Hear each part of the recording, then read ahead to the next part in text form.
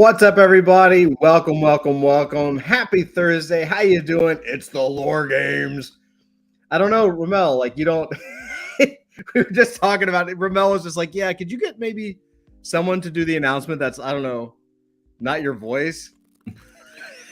You know what? Lore Games. No, you know the guy that does the movie phone. He actually had a commercial. Yeah. Where he sells you a movie trailer, but he makes it sound like extra dramatic. Like we could somehow get that guy. Oh yeah. Yeah. I have some ideas. That's actually not that bad. I actually have some ideas for some things. Yeah, that's a good thought. We'll have to work on this because that could be very, very fun. What's up, everybody? How you doing? Happy Thursday. Yeah, you could just get some rando on Fiverr to record it. Totally. Hello, welcome to Lore Games. Welcome to the Lore Games. Oh man! So before we jump in tonight, we will do our intros and everything. But before we do that, it is a big night. It is actually a very big night. Tonight is the final. Right now, we've got the final couple of hours for the remainder of Origin Comic #1. It is our first comic release with art by the amazingly talented Avery Butterworth, who is with us right here. Before we jump into Lore Games, I'm going to share with you some stuff just in case you missed some of the releases and some of the cool stuff that we have. MK says Michael Buffer. Yeah, man. You know, we'll see. You never know. You never know what's going to happen. So the very first thing I want to do before we jump into Lore Games and before we even do introductions is I want to share my screen, and I'm going to pull the thing and do the thing and share with you. Origins, plural, origins.adultfantasy.io. We are in the final moments, the last hour or so, hour and a half, whatever, of the sale. We got the leaderboard going. I love that. Thank you, Melissa, for putting together a leaderboard on the mints, which is freaking awesome. I'm not going to run through everything. You guys know by now. You can burn the comic to get the regular edition, or you can buy one. Well, you can buy both, but you can buy and you'll get one of these two covers. The Epic variant edition, which is mine, the Super Rare variant edition, which is Avery's. And they're kind of randomly distributed. And then on top of that, if you buy 3, you get a legendary Chromium Avery cover. If you buy 5, you get a legendary Chromium Todd cover. And if you buy 10, you get a mythic Blacklight Todd edition cover. And then one of those also is going to be team signed. One of those mythic editions is going to be team signed. And so, man, we got some really interesting stuff for you tonight. Go over there, origins.adultfantasy.io. Pick it up. Final chances. You know you want it. We definitely also want to say that we thank you guys for your support all of this year. We're celebrating our 1-year anniversary. This is like our anniversary week. This is when we launched Adult Fantasy Season 1 was this time last year. Tomorrow, tune in to our Misfit Corner, Nerd Corner, whatever you want to call it. We got to come up with an actual name for it. But our Nerd Den, because we'll be celebrating our 1-year anniversary tomorrow night. It's pretty awesome, especially in this NFT space. We're like OGs now. Like we're like hardcore. We are the grandfathers of the space, which is very strange. But it's been an awesome run, and we can't wait for 2023. With that said, what I want to do is I'm going to stop my screen for just a second, and I want to run through really quick all of the comic spins. So we have Flint made movies of what each of the pieces look like, and I know. Sometimes with social media, it's hard to see everything. So I kind of want to run through all of this to share with you guys. So first thing first, get this over here. Let me set this up to loop. There it is, loop. Cool. So hang on 1 second, share screen. So this right here, this first one, this is the original art. So this is Avery's. This is the cover. This is the original art cover, and now this is just a spin video to show what the NFT looks like. Now, when you buy the actual piece, or in fact, with this one, when you win it, because this goes to actually to the #1 winner, and then the top 14 get original art. So this will be the first place winners piece because it's the cover. Yeah, it just looks fantastic. It is true to dimensions, so it is a 11 by 17 original piece of digital art inside a case. The case is fully engineered, and it just looks wicked, man. I love, I love the fact that we got like actual real like schmutz on the back of the page, which is pretty cool. Yeah, It's great. it looks pretty cool. It's the real thing, guys. It's the real thing. And so this can be yours if you are this one specifically can be yours if you're the number one first place winner, the person who bought the most NFTs. And then we go down the list. So top 14 people get top 14 buyers get the 12 pages plus the 2 covers. And so this is just wicked. It looks great. So that's the first one. Let me pause this. I'm going to go ahead and open up the second one while you're looking at this. I think you can just open up the second one. So let's look at the actual cover. This is now we're going to switch, and I'm going to share with you the actual comic that you'll be getting for burning the ash can. So this is the regular cover that everybody will be getting. And this one, it just came out beautiful. Absolutely came out beautiful. Right? Doesn't that look great, guys? Yeah, it looks fantastic. I love it. Oh yeah, I love all of it. So this is what it would look like if you get a Gem Mint 10.0. Of course, these are going to be generative, so who knows what they're going to be, but it's just absolutely beautiful, and like that cover just sings, man. It looks so good. It really looks classic, I think, right? Yeah. KG's laughing at me for using the word smush. Smush. Smush. Smush. Oh my God. Smutz. Schmutz is a good Yiddish word, man. Little schmutz. Like you get it on your cheek, you also get it on your art pages.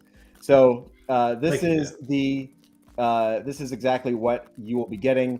It just looks great, man. Again, super props to Flint. Like we've been singing Flint's praises quite a bit because Flint put a tremendous amount of work into it, as we all did. But the final result, it really just shines, man. And so we definitely appreciate it. It's fantastic. you got to give the credit where the credit is due. Right, for sure. All right, so now we're going to stop that, and now we're going to show Avery's.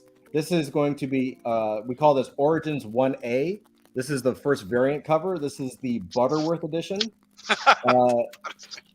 is. It's the Butterworth edition. Oh man, I just love the Butterworth edition. fantastic. Yeah. Oh man. Look at that. Oh yeah, that's butter, baby. Ain't that butter? It's absolute butter, baby.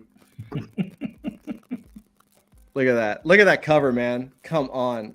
Oh, I'm gonna pause it for that. Look at that. So good. It looks so dope, dude. That's beautiful. It looks as good as anything you saw on the shelf in the 90s. Exactly, right? It's like it looks like a legit comic because it's a legit comic. None of this fake bullshit. Looks good. Just And gorgeous. I just wanted to point out, not only is the comic beautiful, but the case got an upgrade, and just look at the shine on that case. Man. Yeah. That is beautiful too. Everything about it came out so good. Yeah, we've been doing some. Well, haha. Flint's been doing some upgrades. To the Yeah, case. he's clearly done a lot of work. Flint, you did wonderful, man. Thank you. Appreciate it. Just looks great. All right. KG says, how many did you buy, Drew? Need a digital display in the comic store showing these off. Ooh. I'm not that advanced yet. But that would be cool, dude. Yeah, we got to get a digital display. That'd be awesome. Yeah, have that in an actual comic shop would be That incredible. would be pretty awesome, actually. That we might have to do that, actually. We'll have to see. Just take the video, put it on a tablet, and hang it on the wall Yep. with it just spinning. So this is the Origins 1B. This is the Wanish edition.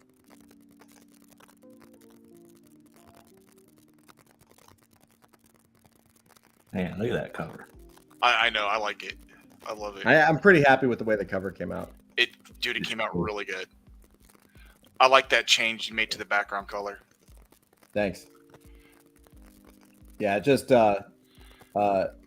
came out really nice, and she looks badass. And props to Vaughn, the colorist, who helped out on this, and props to Eric Weathers, the letterer, who did the book. Yeah. Just all-star team. So yeah, really excited about this. I'm stoked, man. It's one of the things I'm trying to work on next year is to have more drawing time, because this year was so much like technology and setup and marketing and all the hats that you have to wear. And so I want to push more drawing time to for next year, for 2023. So we're going to push out a bunch of books. Yeah, so this I'm very happy with the way it came out. All right, you guys want to see some of the special editions? Absolutely. Oh, yeah. Yes. Sure. All right. Let's see it. So this is going to be, Because those are super sexy. yeah, this is where it gets hot. HAWT, hot. Isn't that what the kids say? I don't know. Please never say that I have again. no idea. I've never heard it said that way before in my life. This is the 1C Chromium Butterworth edition. Dude, that looks like an actual Chromium comic, dude. It's a real Chromium cover. I just want to show you guys, like, if you've ever seen a Chromium comic in Willie says it's getting hot in here. If you've ever seen a Chromium book, like in person, I want you just to notice. Let's see if I can get the shine on it so you can see it. Can you see it? I don't know if you can see it in the how small it is on the camera, but like it actually has the stippling effect on this cover to show like the little, like, where the stamping goes. You know what I mean? Yeah, it's almost like slightly embossed or something. Yeah.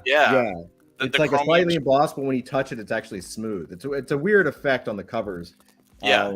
But yeah, Flint freaking nailed it, and so it just looks Oh, yeah. juicy, dude. Dude, if I had seen that on the shelf in 1994, I would have flipped. If I saw it on the shelf today, I would flip. I would just buy it. Like, there wouldn't be a question. Yeah. Like, it really wouldn't. All right, let's see. So this will be. Then we're gonna go to the Chromium edition. And no one else is bringing this kind of thing No, it doesn't. to the digital space at all. No, man, nobody. We own it. All right, so that's the Chromium edition for the Butterworth edition, the Chromium Butterworth edition. And so now let's check out the Chromium Wanish edition, and then we'll start looking at the blacklight stuff.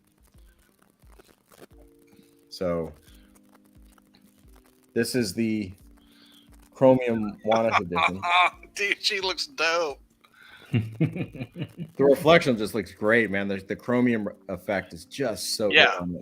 with the reflection of on the glass, both. It was like, Yeah, it's it's nuts. just like so cool looking. Right? how did you figure that out? Trade secret. The crazy thing is like, we're actually the interesting thing, and I always find this fascinating, and Flint, correct me if I'm wrong or if I'm making Sure. this up, but like, so basically what Flint did is, this is a game engine, right? So it's Unity, and it's a game engine, and it just happens that our game happens to be all of the tech involved in generating the case and the covers and the art and the book and the generative de-aging and all of that. And it actually is pushing the engine to its limit. Like, we really, like, it's pretty packed. Am I wrong? Is that about right? That's pretty fair, yeah. Because we're kind of pushing into the limits of what we can do, like, in a web browser. Yeah, it's tricky. We're doing a lot to, display, the shininess, the different components that make up the aging of the comic. Trying to do all of those at once on one single thing can be pretty taxing. So It's been a lot of fun to be in meetings with Flint and have his computer completely shit the bed. that's pretty common. That's when you knew that's when you know you're doing something really special. Like when the guy who's doing all this stuff can barely like start his computer. You're like, yes, this is the way it should be. This is the way. Add All right, physics. Oh, yeah. Oh, Flint, we have an idea for the comic. Add physics. Oh God. Have it pull a Banksy and it falls off screen. That's actually really funny. Could we have the next one shred itself, please? That's right. Let's do it. Let's do a shredded piece. I mean, yes. It's not a bad idea. It's not a bad idea. Are you guys ready to see the blacklight editions? That's where the polybag versions come in. Yes, we were. Where you can Yes. choose to open it or unopen it. Yep. Oh. Damn it! No, you're How do good. I always get nail on the head sometimes? These are things that we have discussed and maybe working on. But check this out. So this is the Origins 1E Blacklight Wanish edition. So we'll do the Wanish one first. So this is something secret because we ended up making two Blacklight editions. One for the Wanish edition and the Butterworth edition. We didn't ever mention the Butterworth edition. We didn't tell anybody that we were doing it, right? And so I'll do that one. I'll save that one for last, and I'll explain exactly who's going to get that and what it's for. But for right now, I'm going to share the Wanish Blacklight edition. That looks good. Now this is when the light is off, right? So what will happen is these blacklight editions will actually have a special button. The player will actually have its own button, and you'll be able to turn the lights on and off. So it'll look like a regular book, and then you can turn the light off, and the blacklight will turn on. Right? That's right. So it's a very unique. It's very, very unique. So good. Isn't that cool? It is. And like, so it just glows, man. And like, this was not fucking easy. So like both the chromium and the blacklight, we were like, oh yeah, let's do it. That'll be fun. And then you want me to do what? Yeah, in fact, in practice, it was not easy. So, but yeah, look, I really love the way it came out. It's legit, you know, like that just looks really freaking cool. It just really shines. So I can't wait for you guys to get it. And like I said, the idea that it's also like, you know, triggered by a button. So it's not just blacklight. It's actually like the regular book, and you hit a button and it becomes blacklight. Is pretty darn cool. Hey, what's up, Dr. Funk? How you doing, brother? Welcome. So there's a blacklight edition. So now I got one more to show you. The coup d'etat. This one's my personal favorite. Yeah, this is kind of my personal favorite as well, I think.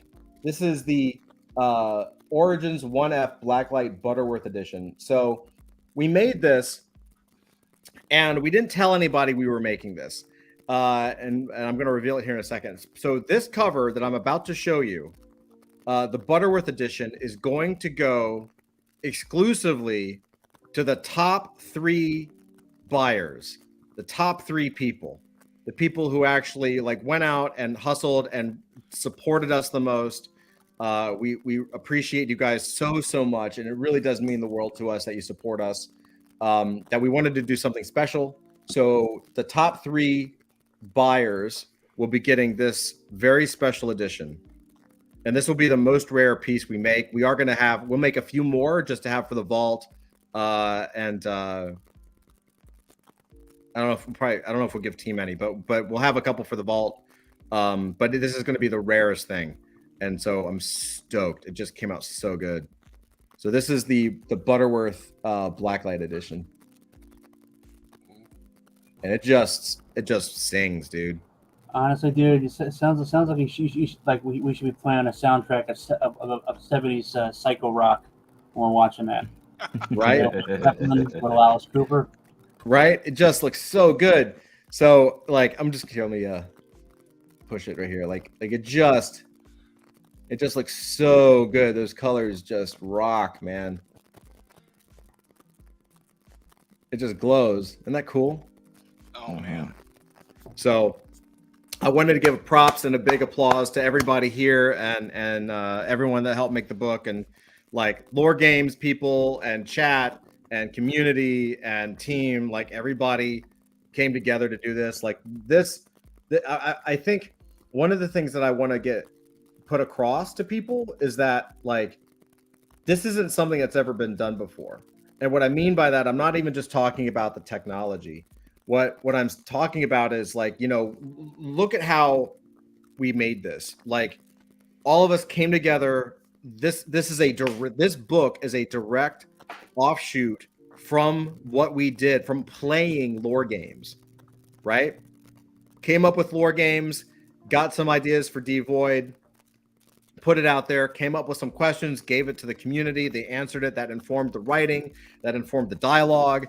Like this is, to my knowledge, this is the very first community generated comic, let alone the first community generated digital collectible comic ever made. So this is a first. And I want to like take a moment to respect that and to say thank you to everybody here, because like it's legit and it's beautiful. And you know, it's if there's one thing that the NFT community really loves and respects, it's like it's historic firsts. And you know, we've been fortunate enough with adult fantasy, with the tech and the launches and the cards and the generative damage to have a lot of those. You know, and I wouldn't say that it's necessarily our goal to do all these firsts, but just as a desire for wanting to make really cool things, it just tends to happen.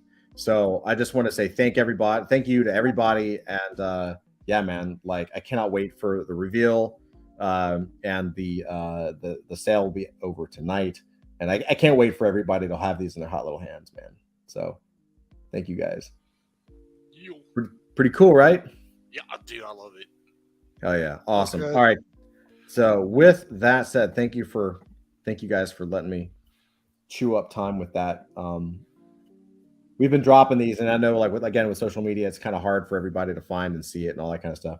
So Dude, let's see what we got. Dude, those videos that they've been posting in Discord, I've been downloading because to my phone just so I can just like, oh. They look so good. I can't wait to like spin them and turn them in there. Yeah. MK says, very well done. Done all. Glad to be a part. Yeah, MK, your support is greatly appreciated. Yeah, thank you guys so much. Really all you guys, we really do appreciate it. From the bottom of my heart, for real. Well, without them, it doesn't happen. That's right. If it isn't for you guys, it doesn't exist. It's really simple. So yeah, we definitely appreciate it. Tonight on the Lore Games movies. So okay, I'm gonna do this quick. Andrew, Ramel, Dusty, Avery, Flint, Zach. We got the crew here. Andrew, what were you gonna? You were trying to say something in the green room, and then I cut you off or something. No, it's okay. Movies. You're fine. You're fine. TV. Something. All right. Well, good. Well, Are you ready for our synopsis? I am. Go for it. All right. There's a theme to the synopsis read this evening. Movies that Flint probably hasn't seen. That's like all of them, man. There's a million of them. Yes. But I'm going to go ahead and read the synopsis and see if you guys can figure out what I'm talking about. Okay. I make these, they're brief, Todd, so we'll get this over with quickly. It won't be a 25-minute introduction type situation. But, you ready? All right. The synopsis for our lore games this evening. A man, his wife, and mother are Americans making a new life in Tokyo. Together they move into a house that has been the site of supernatural occurrences in the past. And it isn't long before the new home begins terrorizing the family as well. The house, as it turns out, is the site of a curse that lingers in the specific place and claims the lives of anyone that comes near. I knew this the second you said they move into a house. Oh yeah. Yeah? Oh yeah. Well, it could be a couple, but the one wait, before Ramel and I get it, because I'm pretty sure we know. Flint. would Yeah, you we like- should always go. We should always default to Flint first, because Yes, and then Dusty. Yeah, do me last. House. the as movie. always, Romel, as always.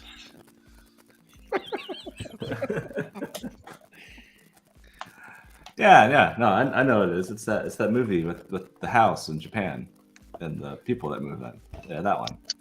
Oh God. If you can name even one of the actors in the remake, I will give you a gold star for life. Dude, I have no idea. Okay. Okay, Dusty. Saving Private Ryan. Close.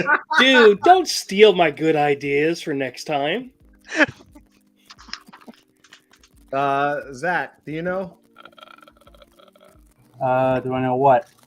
Cool. I know nothing. I have no idea. Can you repeat the clue so I can think it over again? Okay. A man, his wife, and mother are Americans making a new life in Tokyo.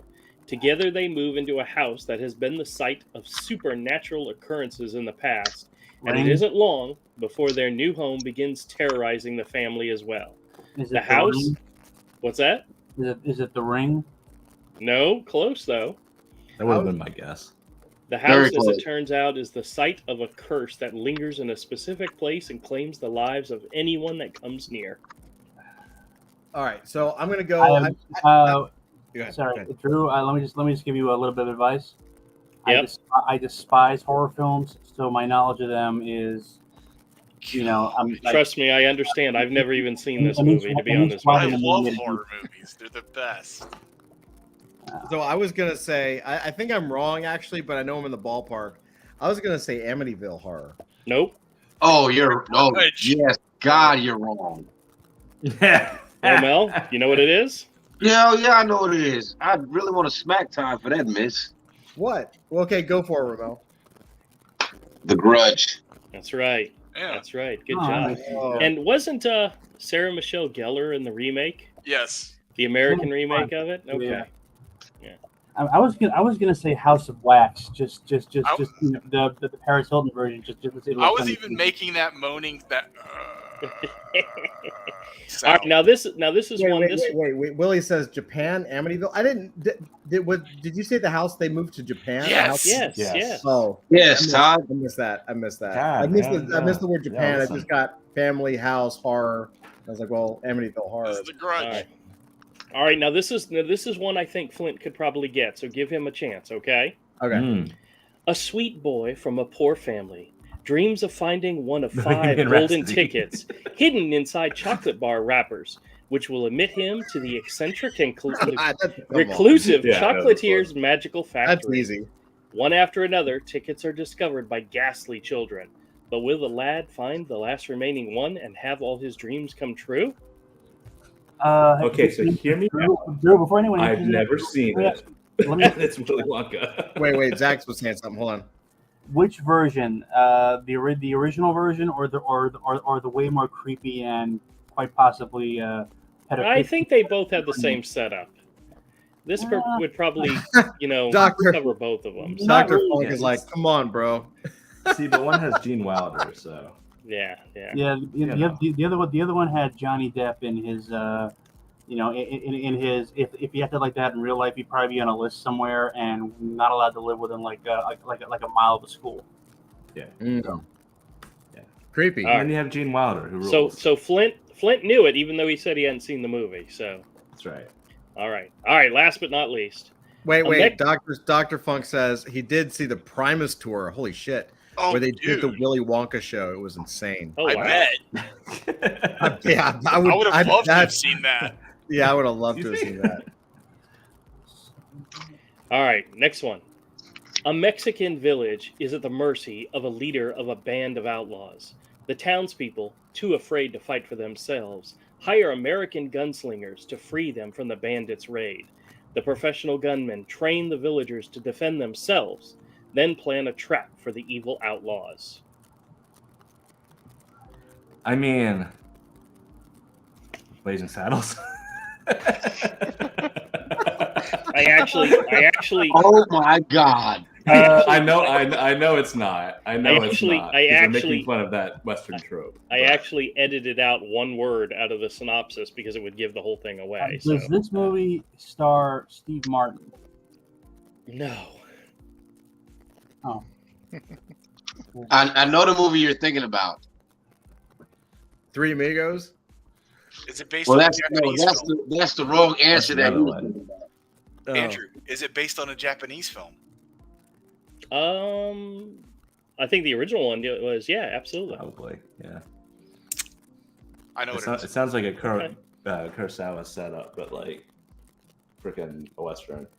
Oh, did you see those AI generated images, the Kurosawa Batman film Yeah, those look that are fantastic. going around? Oh. That's Dude. just Yeah. freaking A. Someone did one for the guy that did Metropolis, Mhm. but like a Hellraiser horror movie, but in his style. Like, oh my god! Oh wow. Yeah, there people are are like movie bashing. I saw that. I saw what was it?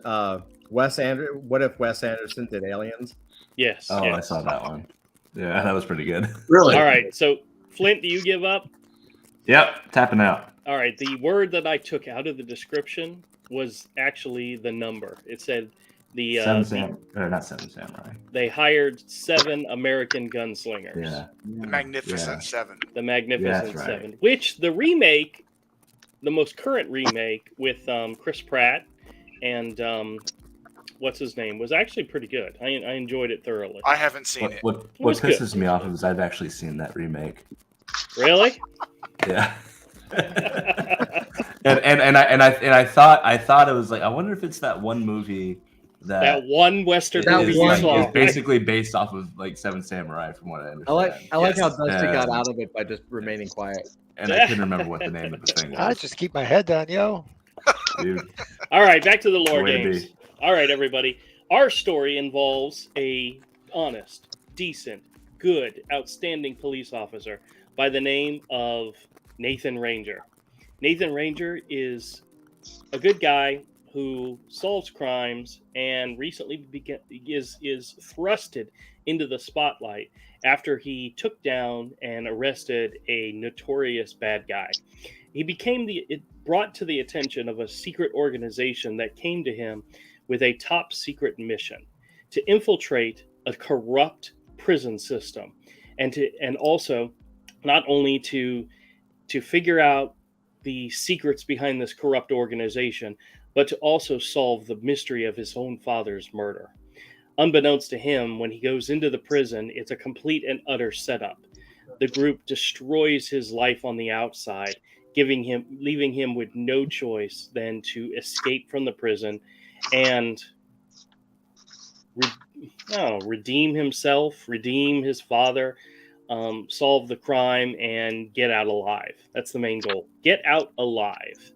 And the organization, as well as the criminals inside the prison. Oh, by the way, we forgot to mention it's actually a super-powered prison with super-powered inmates. And I gotta say, the ultimate goal is to get out alive. I actually like that as a name. Get out alive. Mm. Yeah. Ooh, Look at that. there we go. All right. Got Contribution him. done. Thank you. Good night, everybody. Good night, Peace out, everybody. See you tomorrow. Oh, well, hold on just a quick second. I did want to tell you guys something. Yeah. I went to a small comic show, toy show that was here in town last week. Uh-huh. And Avery, I ran into an old friend of ours, Tony. Oh yeah, Tony. Yeah. Yeah, he's doing great. We talked a bunch about comics and grading comics, and I actually bought a couple of graded books from him. Oh, fantastic. That I'm going to display in the store, and if they never sell, I am perfectly happy to keep them in my collection. You'll have to show them on the stream tomorrow I will night. show them on the stream tomorrow night. Nice. Oh, I'm my going to show the goodness. books I picked up for Dusty. Cool. And I'll actually give you a little hint. Both of them have work by the infamous and rest in peace, no longer with us, George Perez. Oh, nice. wow. So Yeah. I Fantastic. bought him. I bought him for very sentimental reasons, and Mhm. you'll know why when I show them to you. MK is a George Perez Teen Titans fan. Ah, nice. Neither one of them are Teen Titans books, though, regrettably. All right, that's okay though. So I was thinking we've done a lot of work on the cult or AKA Get Out Alive. I feel like we're almost there. I feel like our internal clocks are winding down with it, although we still have some work to do on the back half, the take, return, and change side of things. We don't necessarily have to do all of it tonight, obviously, but I do think we're pretty close. I think we can finish up between now and maybe like one or two other more episodes, right? Because obviously we'll be taking off for Christmas, and we probably have like maybe one or two more episodes for the year because it's December. So I think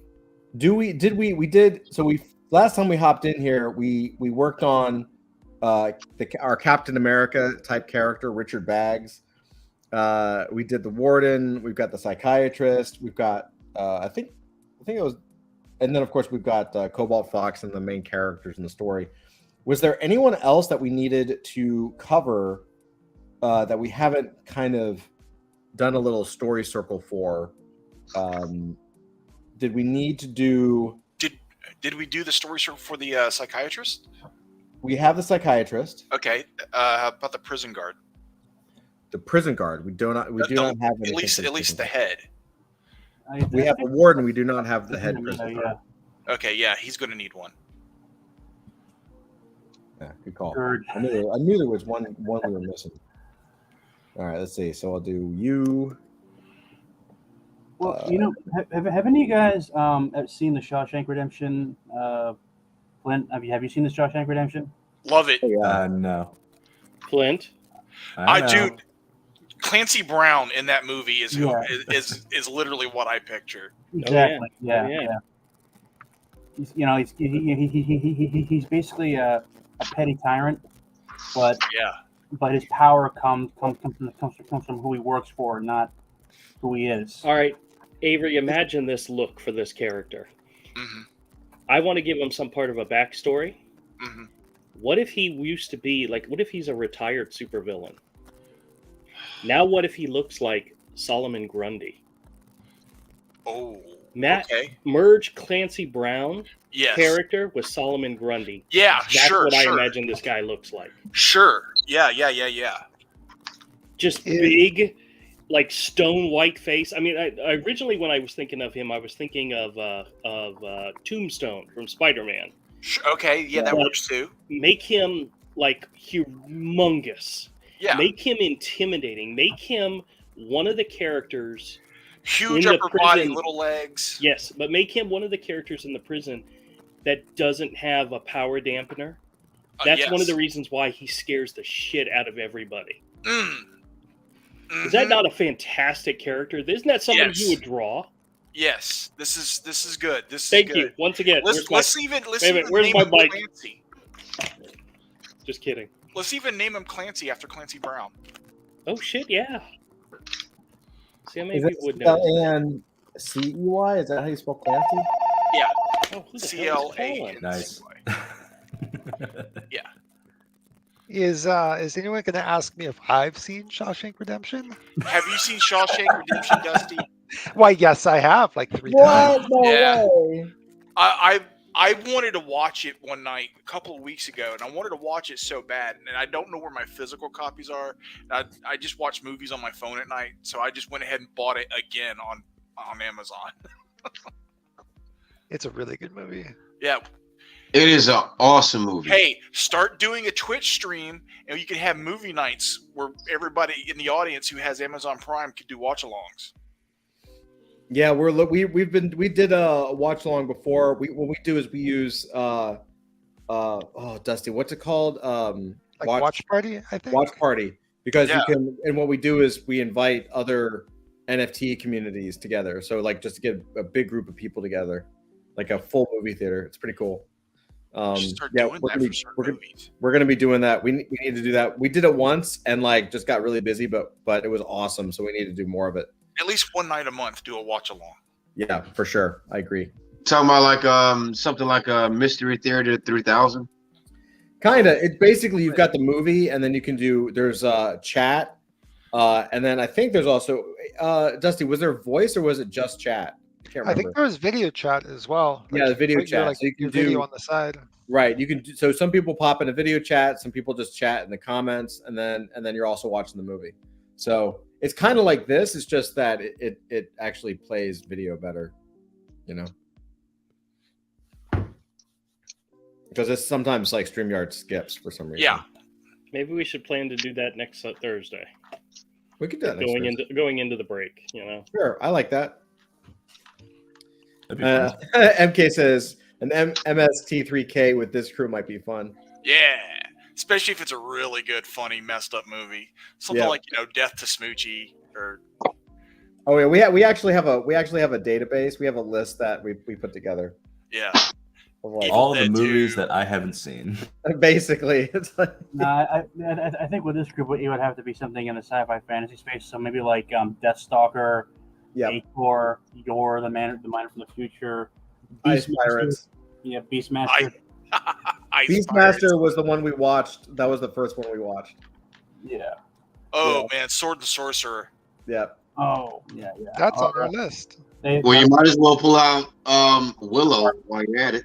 the Barbarian Queen and Conan the Destroyer. Not Conan the Barbarian because that is awesome. Conan the Destroyer, crap. Wouldn't it be hilarious if the first movie we picked, Flint goes, "Oh man, I've seen this one," and we Oh, force yeah. him to watch it Yeah, again? Dusty too. I mean, unlikely. Well, Flint. Pick, Yes. name a really bad sci-fi or fantasy movie you have seen. Oh God, Just I've pick- watched a lot of bad movies. I haven't watched a lot of bad All right, well, just pick, sci-fi movies. all right, then just pick a really bad, low budget B movie that, you would like to spend like an hour and a half tearing apart bit by bit before a live streaming audience. Oh God. I mean, the worst movie I've ever seen is The Room, but I don't think we can show that on a live stream. No, plus that's not a classic. Of so bad it's bad. Yeah. Everybody's seen that shit on it. Man. Oh, can I say I that? don't know, man. A bad sci-fi classic. Or just a bad classic in general that Flint would have seen. Michael J. Fox in Back to the Future. How dare you? That movie's awesome. How dare you? How about Jurassic? How about Jurassic World Dominion? Is that the first Jurassic World movie, or is that? That was the one that came out. That came out. I think was it last year or earlier this year? The one that basically sank the franchise. Man, I've I only watched seen the the first first two. Jurassic World, and it like I was like, cool, I'm done. I didn't watch any of the others. All right. Or you can say Terminator Dark Fate. Oh God. MK says Legend with Tom Cruise. Yeah. How about the remake of Willow? That's been pretty much demolished. Ooh, Or that's like just came out, right? yeah, and it's like, and apparently it's, well, if you look at it on Rotten Tomatoes, it's like one of those the critics like give it like 80-90%. People have actually seen it. It's like what the F is this? And Interesting. it's like hovering in the basement. All right, let's get if next week is gonna be just chill, like maybe a movie stream, lore game thing, or hangout, we should at least get through. I know we can do this. Todd has reached the know we can- negotiation phase. Because I'm the same way, dude. It's the end of the year, and I just want to chill and shoot the shit. But we have to get the head prison guard Clancy through his circle. So, who is this guy, Clancy? Just his Is that his name, Clancy? We're gonna call him Clancy. For now. For now, Well, he was born on a Monday. He was born- No, Solomon Grundy was born on a Sunday, wasn't he? I don't remember, to be honest with you. But I did look up the Rotten Tomato score of Willow. Holy crap. 84% for critics, 24% for the audience. Oh wow. That hurts. And I was looking forward to seeing that. Guys, I can see steam coming out of Todd's ears right now. So let's try and stay on top. No, we're good. We're good. Maybe he MK was says born on a he's leap year. Born on a Sunday. Maybe he was born in a leap year, so his birthday is only once every 4 years, and so he's always angry. He's like, So let me ask you The a question. childhood trauma of never having a birthday born party. on a Monday, christened on Tuesday, married on Wednesday, took ill on Thursday, grew worse on Friday, died on Saturday, buried on Sunday. Who's that? Solomon Grundy? Solomon Grundy, that's the poem. Born on a Monday. So I was right. Yeah. So Romel? Never question me. Never. Oh, Never God. question me. Never No, no, question no. the person who's above you. Oh, During the Lord shit. Games, okay? my It's God. Oh, it's definitely on. No, but the question I was going to ask, what about his nationality? Is he like American, South American? What? I moved you above Andrew by like 4 places. Thank you. You're welcome.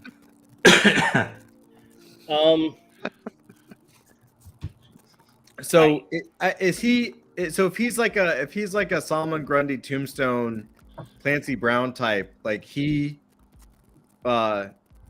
maybe he just like, is he an ex-con or is he just? He's an ex. Wait, MK, we're trying, dude. I'm trying. He says, C-Doc, when I mentioned it's about 90 minutes before they actually get going. Yo.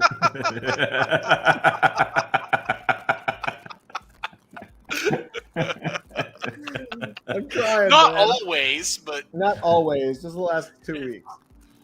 Oh, how about this? What if he's a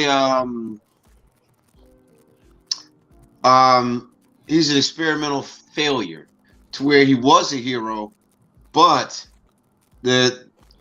somehow it was experimental or whatever, and it failed ultimately. So he's always have this he has a mental disdain for say villains or the community because he once was one and he's not anymore, but he still has that taste in his mouth, that foul taste in his mouth, that from what he no longer is. I also feel like maybe this is like I feel like maybe he's local almost, like wherever the prison is, it's like he's been here a while, right? Uh-huh. Like this was his like college part-time job that turned into a career. yeah, he's an ex superhero that died, got experimented on, broke back to life, became a villain, but then he became the guard. What if he was? I like the idea Frankenstein. of being a superhero that died and that was resurrected. Yeah. What if he died in the prison and he's stuck in the prison? What if there's something? What if whatever supernatural force brought him back to life, he's forever stuck in the prison? Oh, he can't leave. Might as well be a security guard. Exactly. Might as well be a productive member of society. Oh, that's good. Yeah. That's kinda Yeah, cool. that's good. He's the only person that can never leave the prison. And maybe that makes him mean and nasty And that's turned him bitter oh yeah. and nasty and cruel. Yep. Does this mean Maybe he was never a super villain, Hmm. but he acts like a super villain because of those things. Yeah. Dude, what a fantastic character. I'm loving this guy. Hands down, new favorite guy. does this We'll be set back up? up to the top. I feel claustrophobic down here. That's daddy's bottom, bitch. As long as I'm above you. Put me on top. Wait, so what you're saying is I actually have to earn my position at the top? Yeah. Have I not already contributed a shitload this evening? Do you have a chromium cover, bitch? No.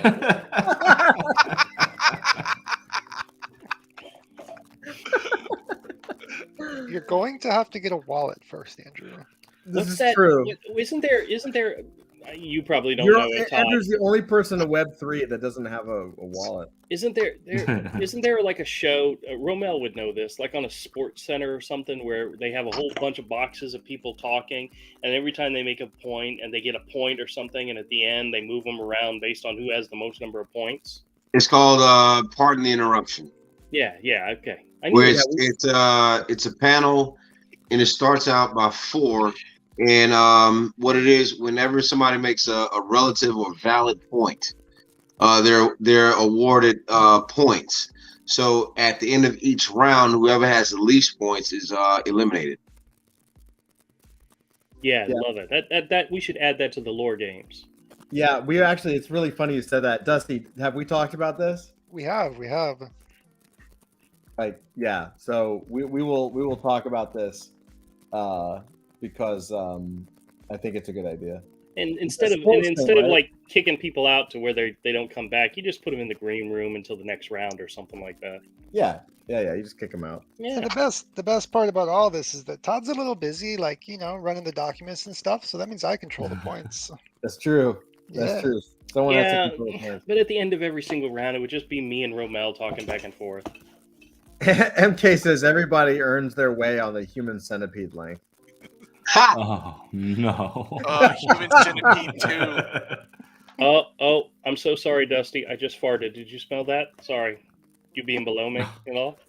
I've only ever seen one horror movie that made me physically retch. Yeah, right. MK says, look, MK is reffing us. He's like, look, you can earn a point just for staying on task.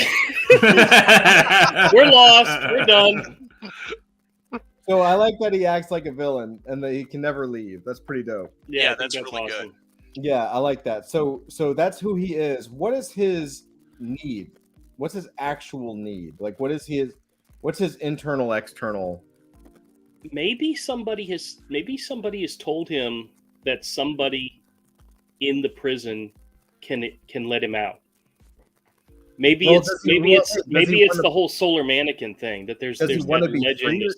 Does he want to be free or does he want hell to be, yes. Listen, does he want to be free or does he want to be free of life?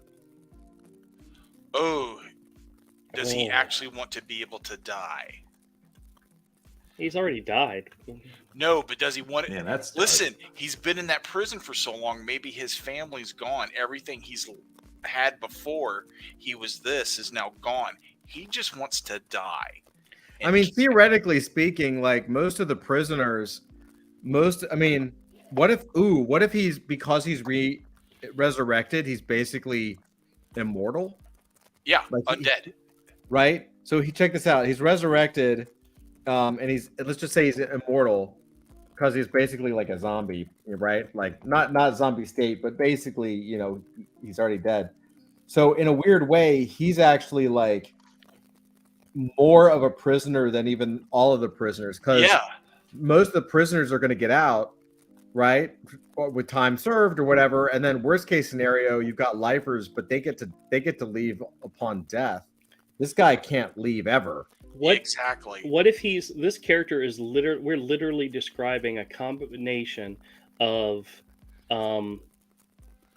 Captain Hadley, which is Clancy Brown from Shawshank Redemption, and Brooks Hatlin from Shawshank Redemption. He's the old guy that's been in the prison so long that they finally paroled him and he gets out into the real world and he commits suicide because he just can't handle it.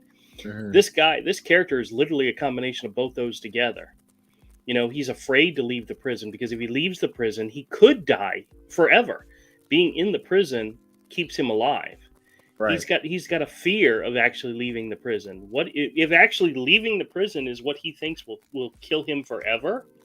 He's going to always be afraid of it. But maybe there's something, or maybe he's been told that there's somebody in the prison that can let him go, let him leave the prison and still be alive. What if parts of him are like deteriorating, like his nose has like a long time ago just fell off. He's got no nose. Oh, he's got shit fall. No, but thing is though, he's extra tough, and that's why they're afraid of him. So maybe falling off might be too much. Well, he can't be killed. Well, maybe cut off. And cut off and he can reattach. Well, no, you're saying that he could die, just not through conventional means. No, I think as long as he's in the prison, he's alive, which means he can never ever leave. No, but you're saying that he died earlier. You're saying that he died. Yeah, he died on prison grounds.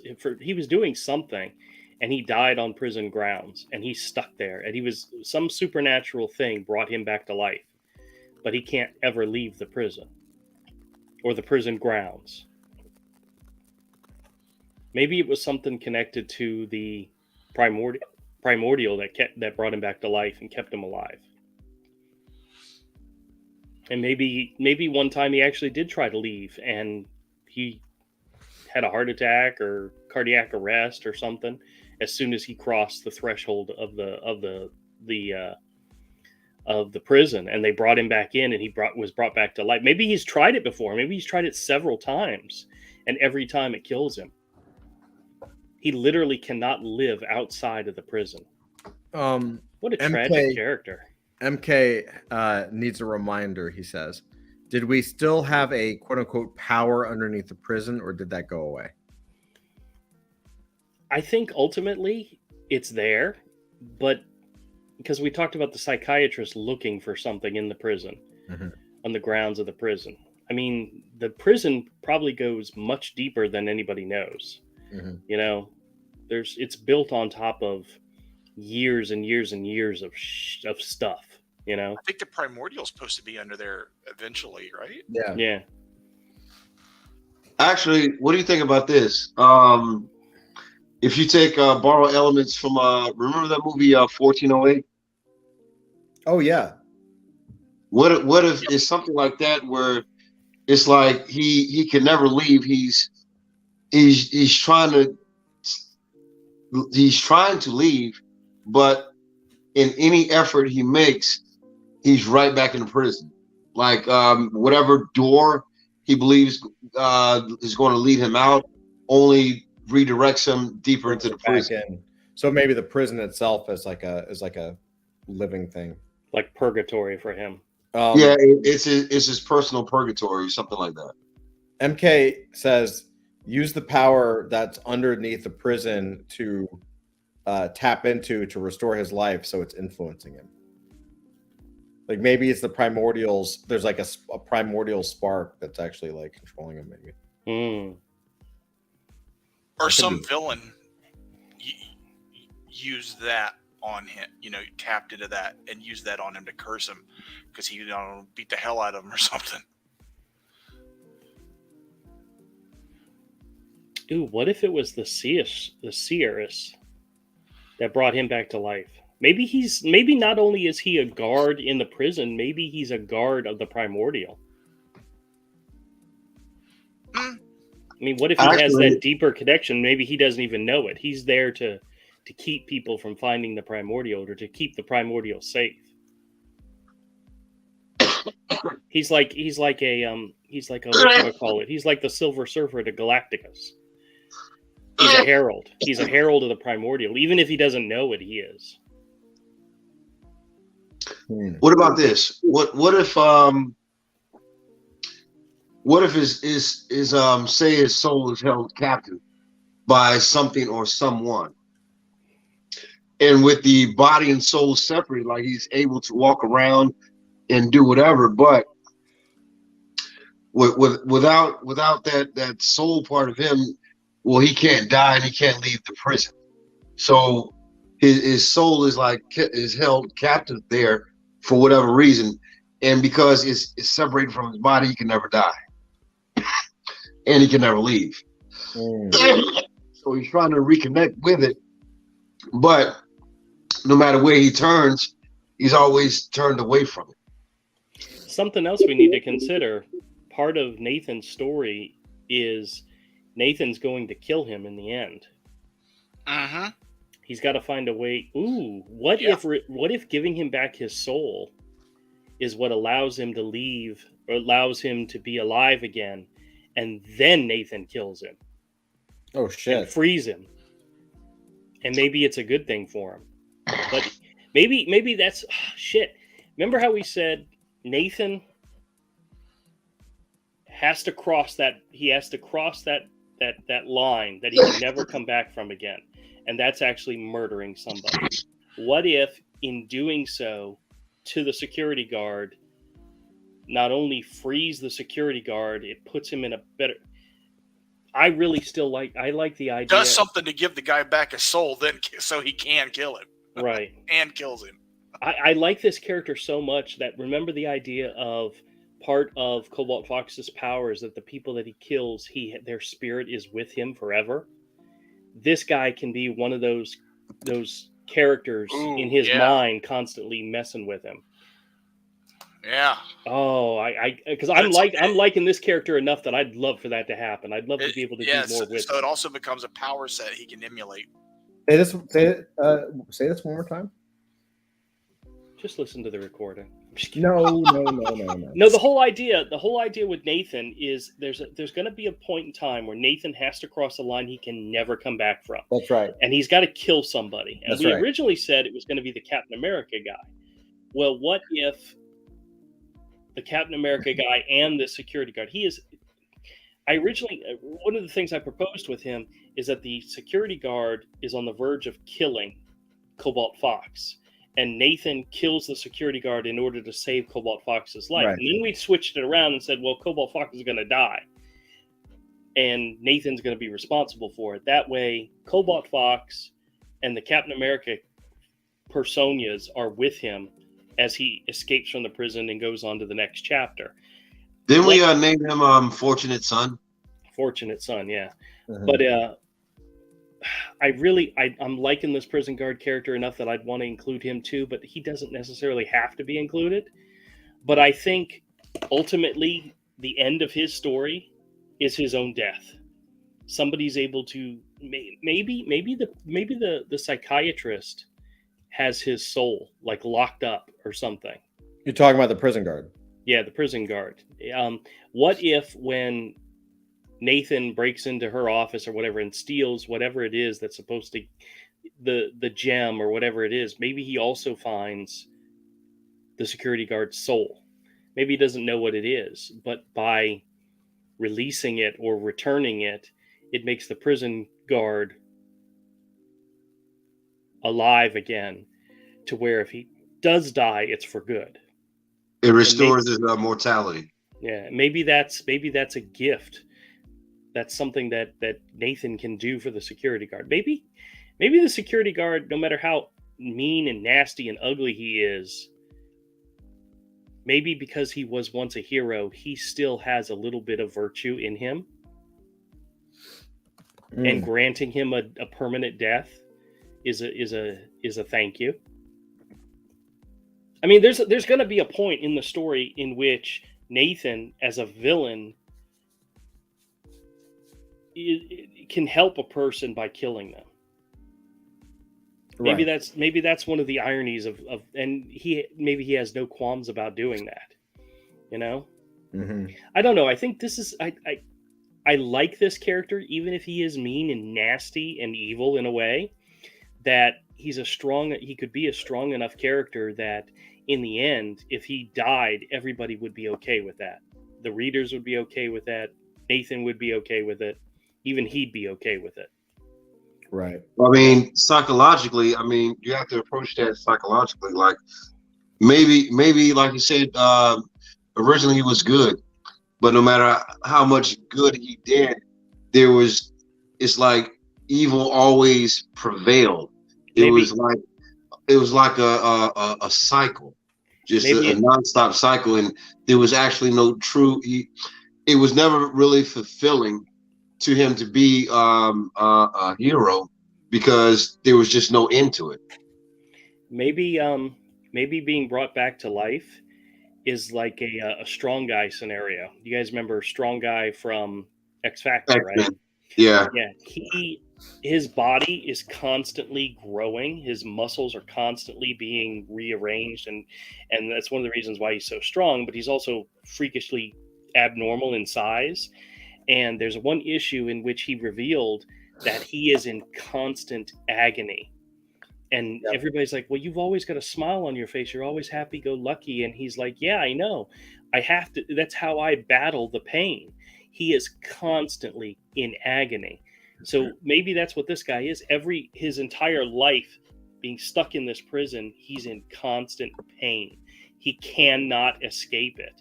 And being granted back his life and then killed is a mercy and something that he really wants. He's been trying to find a way to kill himself for years, but he can't. He can't die, at Right. least not in the prison. And if he leaves the prison, it's only temporary, you know? So then what? Maybe I like Romel's idea, the fact he could never leave the prison, no matter how hard he tries. You know? Yeah, I do like that. I like the prison being more of him being more of a prisoner than the prisoners.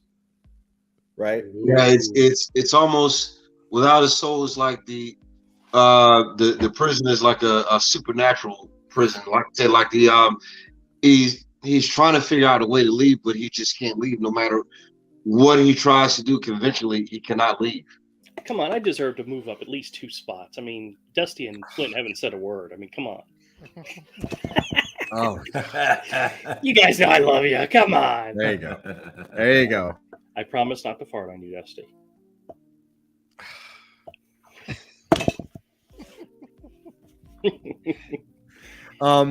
So what is his? So I think this is great. I think that feels like a really strong character, in terms of what his needs are and who he is, and like what he wants.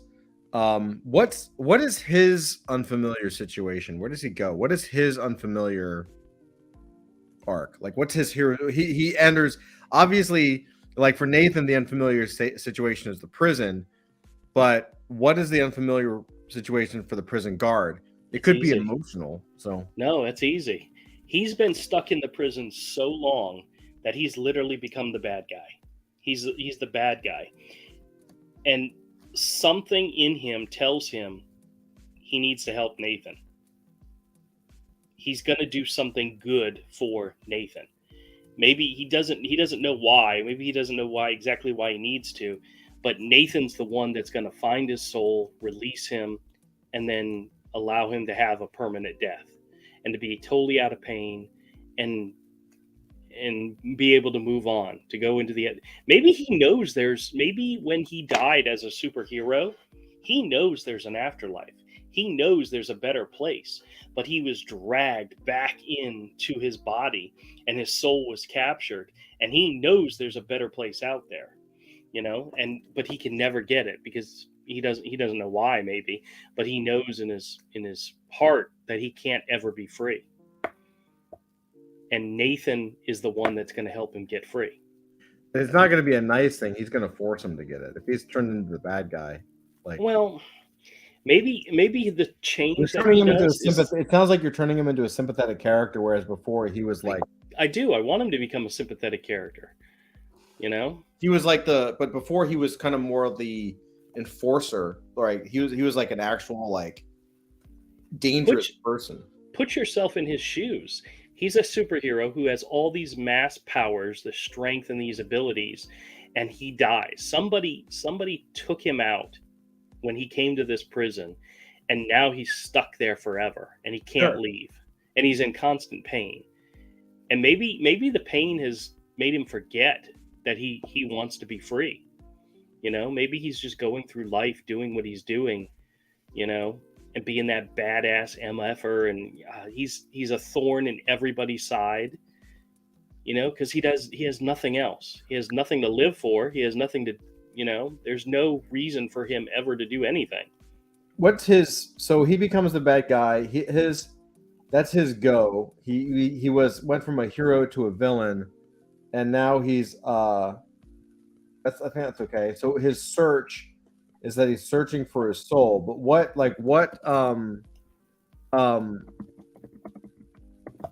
how is this? Like, that's a very general statement. Like, what would be a scene that would showcase him, like, or searching for his soul, or someone that can get his soul, or something like that? Like, we'll have to figure out why he can't get it and why Nathan can. and then we have to figure out like a scene that would actually like showcase that, right? Maybe the deterioration of his body also affects his mind, and maybe he has literally forgotten that he doesn't have a soul, or he can't move on without having a soul. Maybe he's forgotten it. What if he gained something? What if he gained something but sacrificed his soul to get it, and he never realized the price of whatever he gained?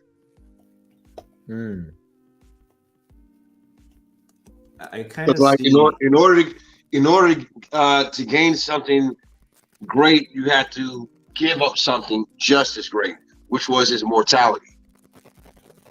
And once he got that prize, he realized it was no prize at all. The prize he's had all along was his mortality, his ability to die. So he switches his motivations, and he despises the gift that he got, and now he's chasing that mortality that he gave away willingly. Yeah, I kind of see, you know, whatever his reasons for doing that. And I like the idea that he like did an action and gave away his mortality or his soul. I kind of see, you know, whatever the action might have been as the product of a manipulation by the therapist. And now the therapist has this guy under her thumb, you know? What if his origins go back even further? What if he went to this site and fought somebody and died fighting this person, and he was actually, his body, his soul was leaving, it was going to heaven or whatever, and he couldn't leave the battle unfinished, so he made a deal with maybe it is even the devil, and he went back into his body, but at that point he could finish the fight, but he could never leave this place. What if the prison was built around him? So what if it wasn't a prison when he died there? What if it was something else? That's interesting. What if he's been there for a long, long time? Like, what if he's like a caveman who died in a cave, and they built the prison on top of this cave, and he's just always been there? I mean, make him like a Vandal Savage type character. Yeah, like maybe it's the power of the primordial keeping him trapped there somehow. Like maybe he was a servant of the primordial or something. Or tried to fight. He's trapped in that place to protect the primordial, but at this point he doesn't remember why he's there. Right, because it's been so many thousands and thousands of years. Yeah. I kind of like the idea of the prison being built around him. That's pretty cool. Yeah, that's cool as hell. I like. But I mean, maybe his origin goes back further than anybody else's. You know. MK says, "Oh man, like the knight from Indie Crusade." Yep. And you say this prison is in New York, so that would be.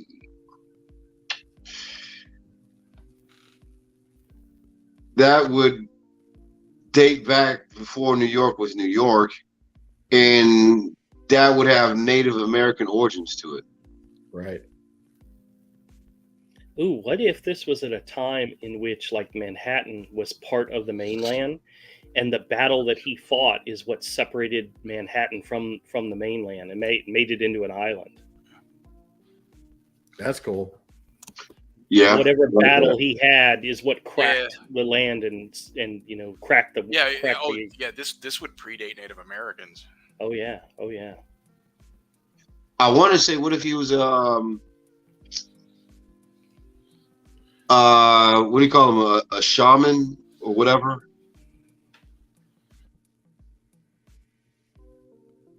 Because, you know, Native Americans were real they had a real connection with spirits and stuff like that, because they always referenced just spirits and shit like that. We have a guy called Mage Wolf. Who's kind of out. He's kind of like based on like Aztec or Incan. I mean, we didn't really define it, but he kind of has an ancient. He's a shaman who was ancient. I don't know if it doesn't really totally fit. He was not like a Solomon Grundy tombstone type, but he's there.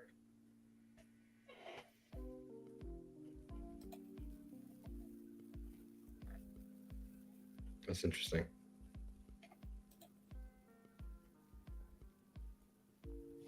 Interesting. Yeah. You got me thinking.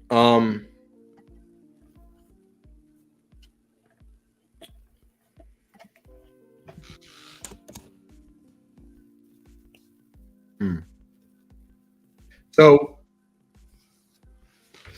if he's the prison guard and he's seen as like the bad guy, or he's kind of like abusive to the prisoners, like this is not a nice person, at least, you know, we can even make an abusive person sympathetic, but he's not a nice person, at least on the surface.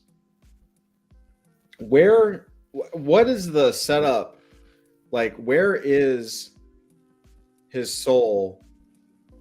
Like, how does that, do we have any ideas of like how that would work? The reason I'm asking is because as we're writing this out, like we have to create the scenes. And so it's like, okay, cool.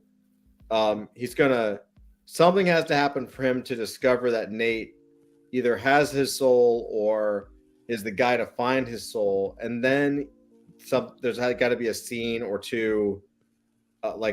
I think he'd be super abusive to Nate and kind of force him to do it. And then there are the scenes where Nate gets the soul and then gives him back his soul, kind of a thing, in order to kill him.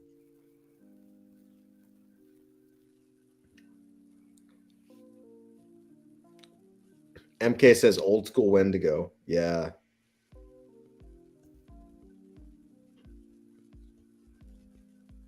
Yeah, I could see him being really big.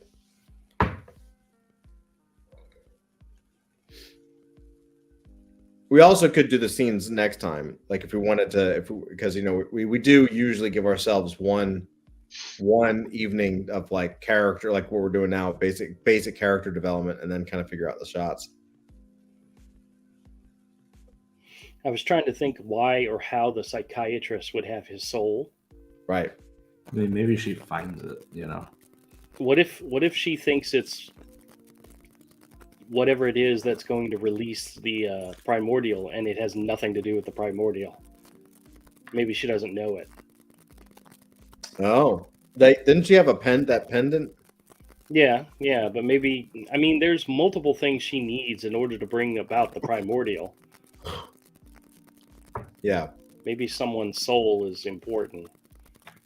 I have this mental picture of her having like, and I haven't fully connected this thought, but of her having like a heart in a jar on her desk somewhere, and that's like the representation of the guy's soul somehow. Like it's his heart.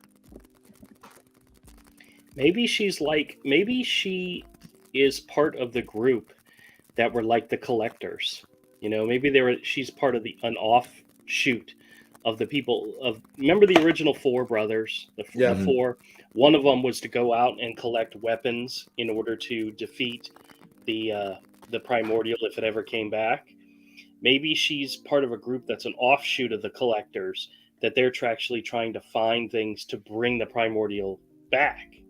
And maybe she has a collection of all these different items that are all powerful things.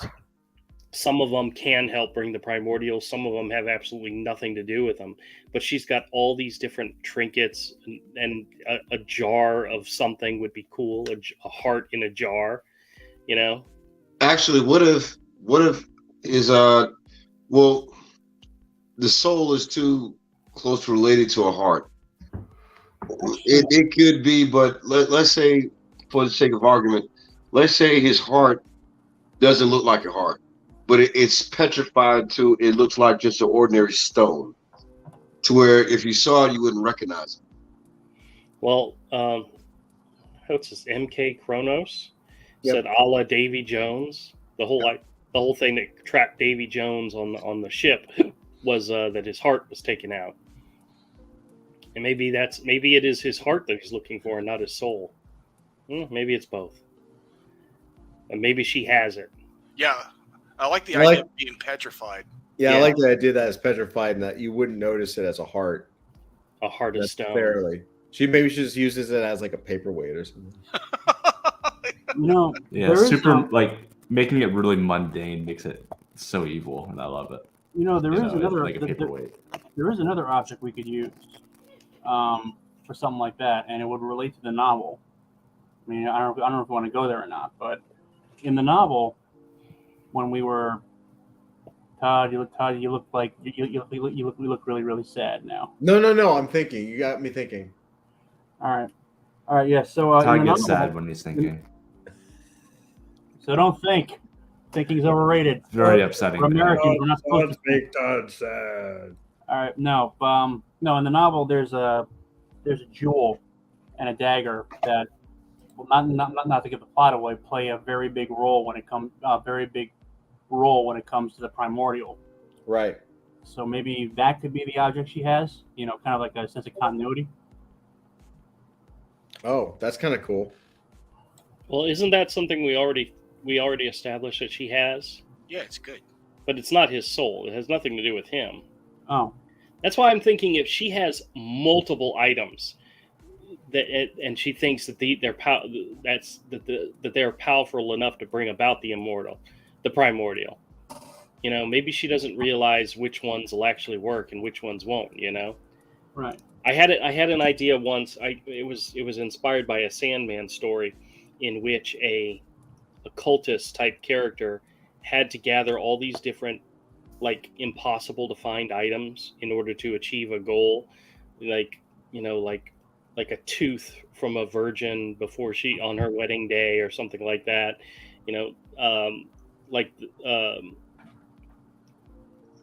Like a feather from a bird, or all these from a bird that was set on fire. All these different things that like you would imagine would be impossible to find.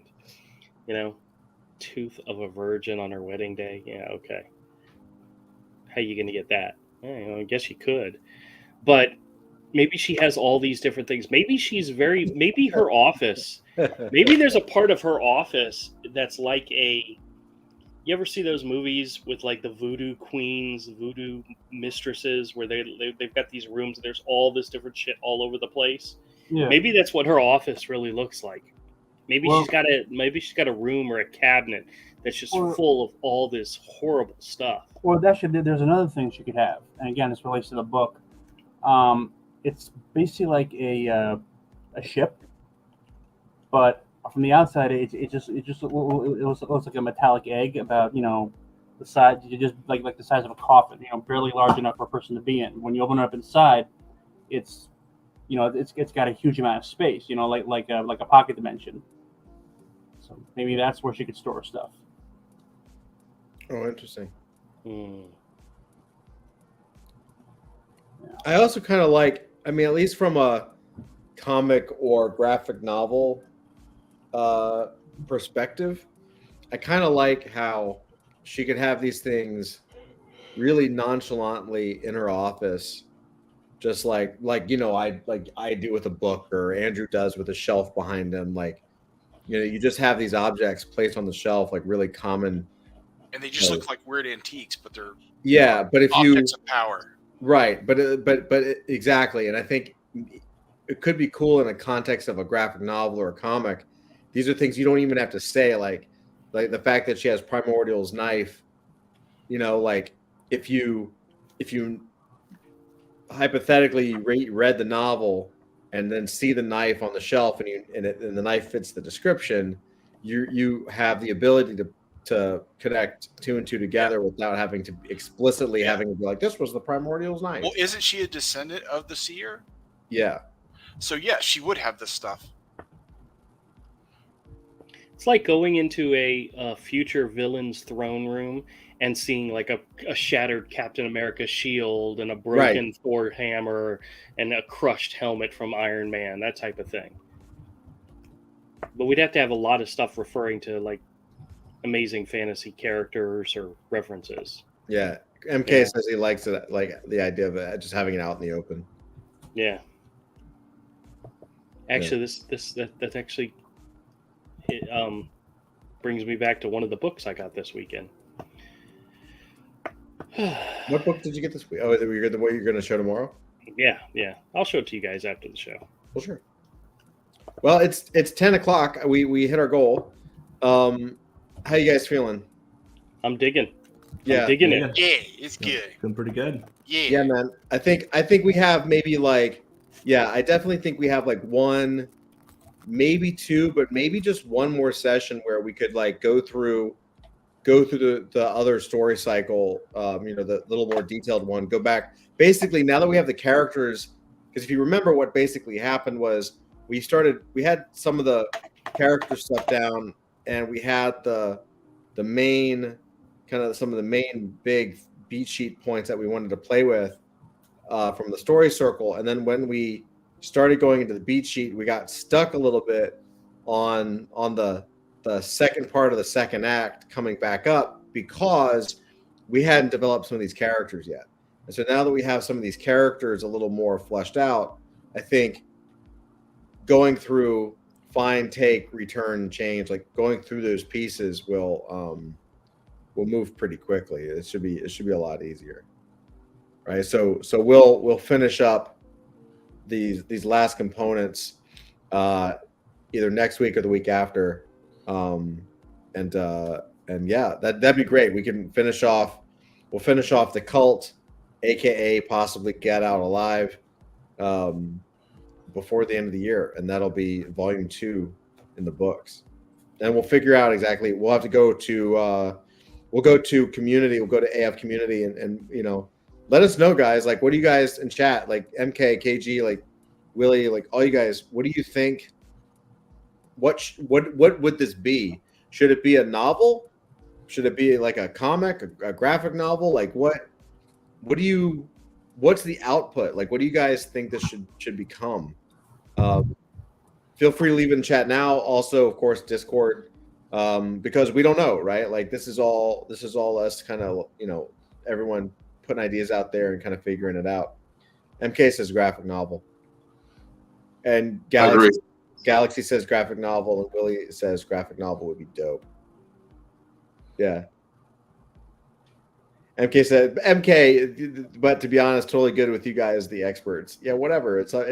This is part of the fun is figuring out like working with the community. Be like, well, what's the best device? Like the first story that turned into a novel. Like it really does feel like that was like the right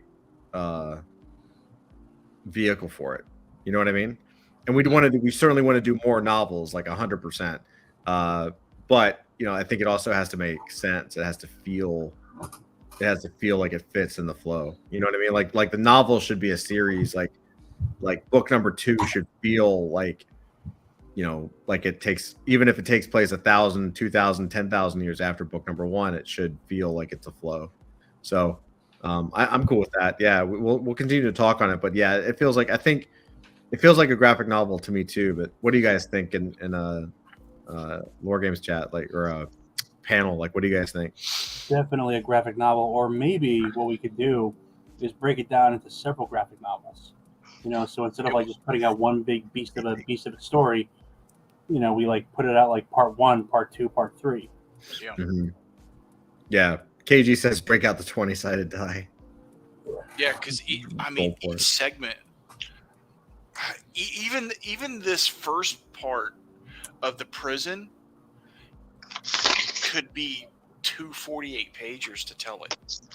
Yeah.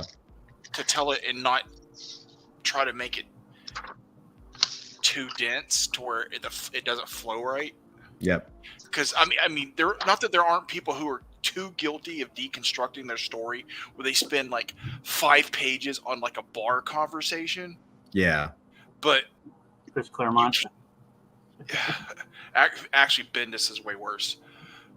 But sometimes people don't dwell enough in the big moments. In some books today, it's like too much of the person just sitting there. Yeah. But this story still, even with lots of things happening, could take up a lot of room. This first story, I mean, it could, to do it in one book, it could still be a struggle, even if it's like a 60-page book. Yeah, we'll figure it out. It could be very deep. I think once we go back through and kind of polish the story a bit in a Discord chat, like I think it'll smooth itself out to be more locked in.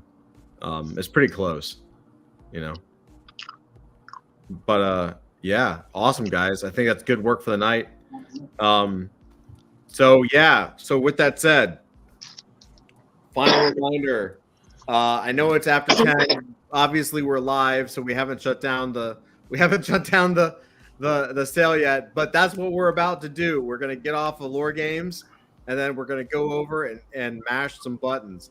So if you haven't gotten your comic yet, your Origin comic, now is the time. It is the last time we're gonna talk about this.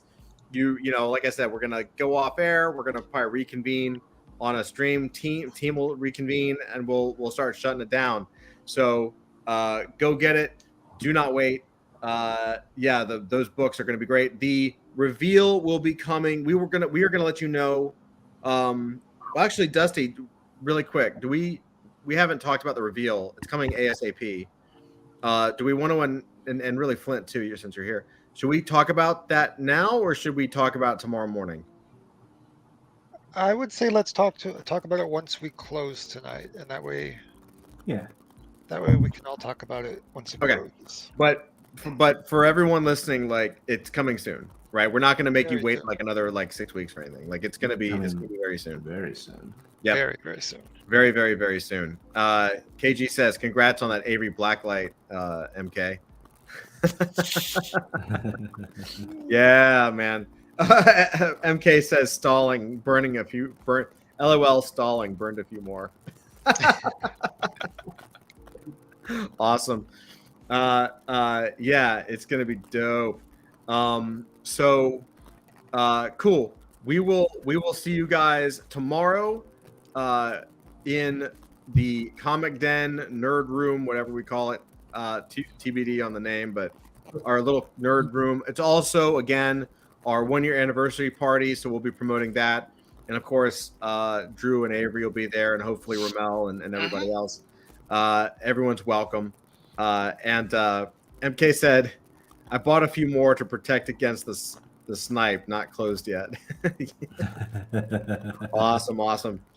So we'll see you guys tomorrow night for the party, and we're gonna hop over into Discord in just a minute as we shut this thing down.